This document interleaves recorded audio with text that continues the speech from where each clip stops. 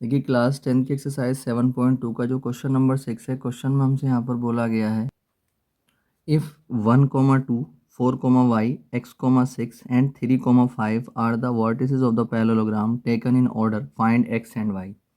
तो यहाँ पर क्वेश्चन में हमसे बोला गया है कि ये जो चारों के चारों जो पॉइंट्स गिवन हैं ये एक पैरेललोग्राम के वर्टिसेस हैं। तो इन चारों के चारों पॉइंट्स में किन्हीं दो पॉइंट में एक्स और वाई आ रहा है। देखिए इस वाले पॉइंट में जो है वाई आ रहा है, इसमें एक्स आ रहा है। तो हमें क्या करना है, इन एक्स और वाई की वैल्यू को फाइंड करना है। जबकि ये बता दिया गया है कि ये चारों के चारों जो वर्टिसेस हैं ये जो चारों के चारों जो पॉइंट्स हैं वो एक पैरेललोग्राम के वर्टिसेस हैं। ठीक है, तो देखिए अब हम क्या करते हैं, सबसे पहला काम हम यहाँ पर एक पैरेललोग्राम बना लेते हैं।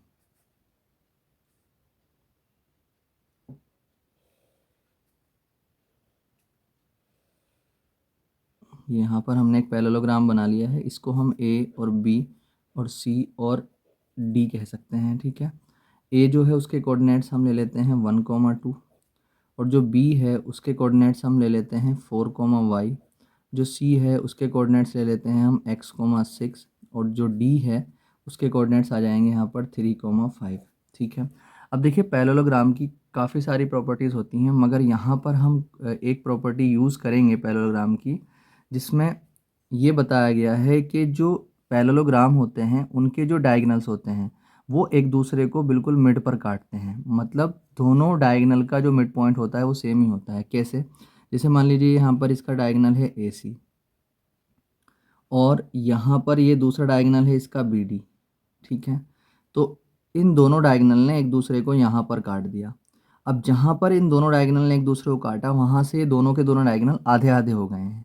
अगर मान लीजिए एसी की लेंथ अगर 8 सेंटीमीटर की थी, तो जहाँ पर अब ये काट दिया है एक दूसरे को इन्होंने, वहाँ से 4 इधर बचा है 4 सेंटीमीटर का और 4 सेंटीमीटर का इधर बचा है। और अगर मान लीजिए इसकी 6 सेंटीमीटर की डिस्टेंस थी बी डी की, तो अब जहाँ पर ये कट गए हैं वहाँ पर ये 3 सेंटीमीटर और यहाँ पर 3 सेंटीमीटर। ठीक है, तो इस हिसाब से जब ये इधर और इधर बराबर है तो ये पॉइंट इसका इस बी डी का मिड पॉइंट, और जब ए सी भी यहाँ इधर ये वाला पोर्शन और ये वाला पोर्शन इक्वल है तो ए सी के बेस पे भी ये ए सी का भी मिड पॉइंट। ठीक है, तो दोनों डायगोनल का जो मिड पॉइंट होता है वो सेम ही होता है। तो मैं यहाँ पर इसको ओ ले लेता हूँ।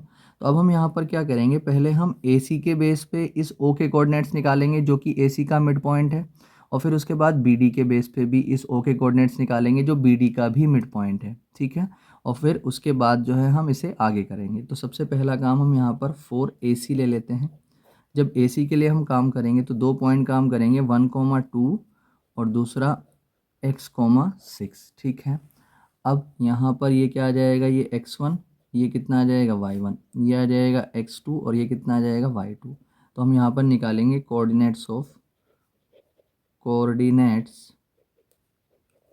ओ, और ओ क्या है, इसका मिड पॉइंट है। तो मिड पॉइंट वाला फॉर्मूला लगाएंगे x1 + x2 upon 2, y1 + y2 और अपॉन में 2।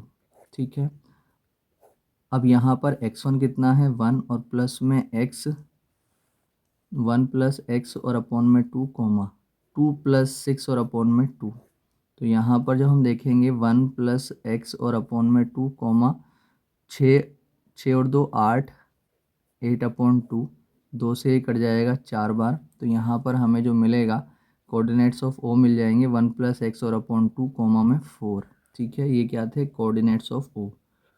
कोऑर्डिनेट्स ऑफ ओ, ये ओ के जो कोऑर्डिनेट्स थे ये किसके बेस पे थे, ये ए सी के बेस पे आए थे। ठीक है, हमने ए सी के बेस पे ओ के कोऑर्डिनेट्स निकाल लिए। अब सेम वही काम हम जो बी डी है ना, बी डी के बेस पे भी हम ओ के कोऑर्डिनेट्स निकालेंगे। ठीक है, तो यहाँ पर हम लिखेंगे 4BD।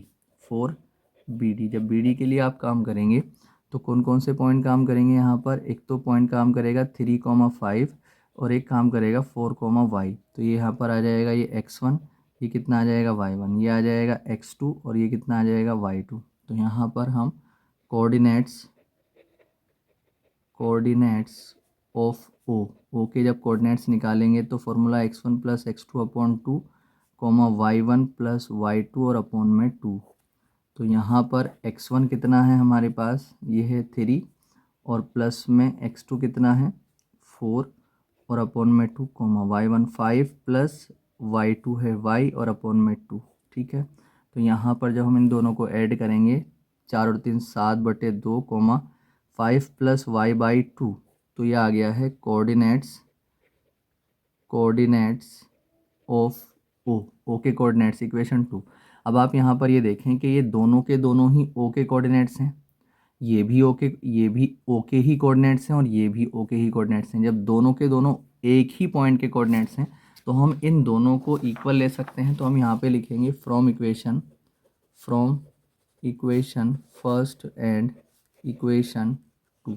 ठीक है, दोनों इक्वेशन से जब हम काम करेंगे तो इन दोनों को बराबर ले सकते हैं क्योंकि दोनों के दोनों ओके ही कोऑर्डिनेट्स हैं। तो यहाँ पर लिखेंगे हम 1+x/2 कोमा 4 को इक्वल ले लेंगे, 1+x/2 कोमा 4 को इक्वल ले लेंगे 7/2 comma 5 plus y/2, 5 plus y और अपॉन 2 के। ठीक है, यहाँ से कंपेयरिंग कर लेंगे, कंपेयरिंग बोथ साइड, दोनों तरफ जब हम कंपेयरिंग करेंगे तो 1+x/2 को किसके इक्वल रख सकेंगे, 7/2 के, क्योंकि जब दो कोऑर्डिनेट्स इक्वल होते हैं तो फर्स्ट वाला फर्स्ट वाले की और सेकंड वाला सेकंड वाले की इक्वल ले सकते हैं हम। 4 इज इक्वल टू आ जाएगा किसके, 5 प्लस वाई और अपॉन 2 के। ठीक है, देखिए जब क्रॉस मल्टीप्लाई वाली कंडीशन होती है, कुछ नीचे वाले से नीचे वाला कट रहा हो तो काट देते हैं, तो कट जाएगा ये 1+x इज इक्वल टू 7 आ गया। तो x की जब वैल्यू निकालेंगे तो 7 इधर आ करके -1 आ जाएगा। तो यहाँ पर x इज इक्वल टू 7 में से 1 गया तो 6 बचेगा। तो यहाँ पर 2 4 ज़ा 8 इज इक्वल टू में 5 प्लस वाई आ जाएगा। तो ये 8 इधर आ करके -5 इज इक्वल टू में y, 8 में से 5 गया 3 इज इक्वल टू में y इज इक्वल टू में 3। ठीक है, तो x इज इक्वल टू 6 आ गया है और y की जो वैल्यू आ गई है वो कितनी आ गई है, 3। ये इसका जो है आंसर आ जाएगा। ठीक है।